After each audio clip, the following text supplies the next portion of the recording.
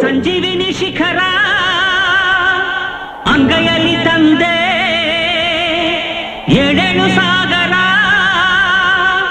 ಹಾರಿದೆ ಉಸುರಿಗೆ ಏಳಯ್ಯ ಮೇಲಕ್ಕೆ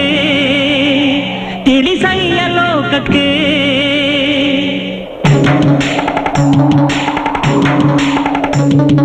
ರಾಮ ಭಂಟನೆ ಊರ ನೆಂಟನೆ ಏಳು ಮಾರುತಿ